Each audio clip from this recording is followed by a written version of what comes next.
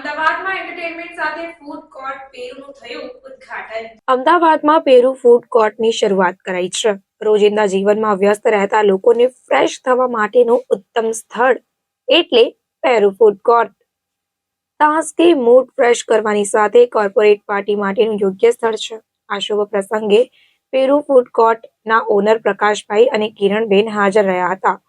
14 થી વધુ food stall, disco thick ધરાવતી 450 થી વધુ બેઠક ક્ષમતા, પર્યાપ્ત પાર્કિંગ અને સમર્પિત બાળકોના રમત ક્ષેત્ર સાથેનું અમદાવાદનું ફૂડ હેવન છે। પરિવારના દરેક સભ્ય માટે અવિસ્મરણીય ભોજનનો સ્વાદિષ્ટ સ્વાદ માણી શકાય તેવી જગ્યા છે। 17 ફેબ્રુઆરી 2024ના રોજ પેરુ ફૂડ કોર્ટ ખાતે અમદાવાદે શ્રી મોહિત જગવાણીને પર્સનાલિટી તેમજ કેવી રીતે વાત કરવી તે માટે પ્રેસ કોન્ફરન્સ યોજાઈ। જગવાણી પબ્લિક રિલેશન કોમ્યુનિકેશનમાં 15 વર્ષથી વધુનો અનુભવ ધરાવે છે।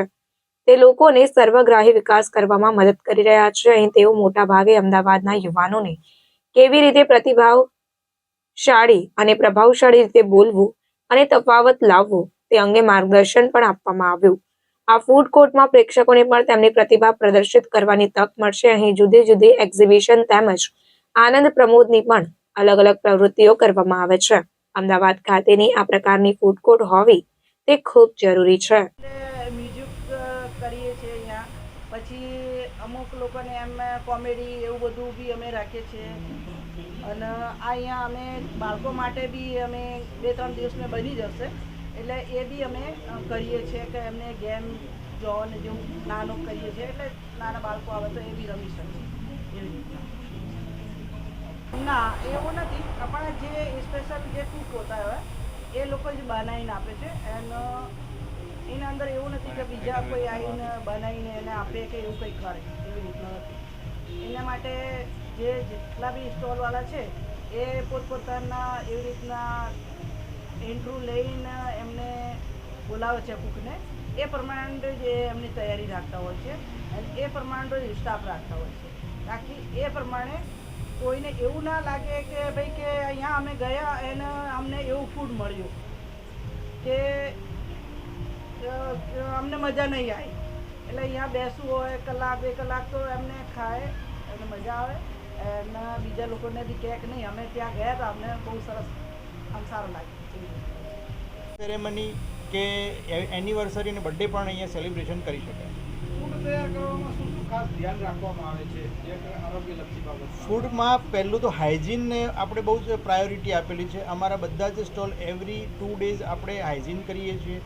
કૂક આપણા ડ્રેસ્ડ વેલ ડ્રેસ્ડ હોય છે અને પ્રિકોશન સાથે આપણે ફૂડ બનાવીએ છીએ। ફૂડ 2 દિવસથી વધારે એટલે કોઈ પ્રોક્યોર કરી નથી રાખતા। ફૂડ અને વેજીટેબલ્સ તાજા જ લાવવામાં આવે છે। સેફ્ટી અને પાર્કિંગ વિશેની શું મહત્વ છે? પાર્કિંગ આપણી પાસે 30 થી 35 ગાડીનું પાર્કિંગ છે અને આપણું ઇન્ટરનલ પાર્કિંગ છે। આપણે સિક્યુરિટી રાખેલી છે, સીસીટીવી કેમેરા પણ છે આપણી પાસે અને ફાયર સેફ્ટી ઇક્વિપમેન્ટ પણ આપણે લગાવેલા છે। અહીંયા એક તો સાઉથ ઇન્ડિયન ફૂડ છે, ઢોસા અને એ ટાઈપનું, નોર્થ ઇન્ડિયન ફૂડ છે, પંજાબી, પછી બાર્બેક્યુ છે, ચાઇનીઝ છે, આપણું ગુજરાતી સ્પેશિયલ દાળ ઢોકળી છે, જ્યુસ છે, મોકટેલ છે, ચાટ છે, બ્રાઉની છે, વફલ્સ છે, આ ટાઈપનું અલગ અલગ ફૂડ્સ આપણે ત્યાં મળે છે।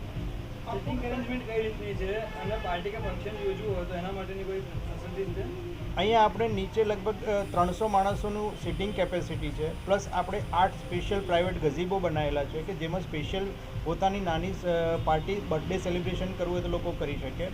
અને આપણે ઇવેન્ટ પણ કરીએ છીએ કે આપણે સ્પેશિયલ સ્ટેજ બનાવેલું છે, વત્તા આપણી પાસે ઉપર 300 થી 400 માણસો ઉપર બેસી શકે એવી પણ આપણે વ્યવસ્થા કરેલી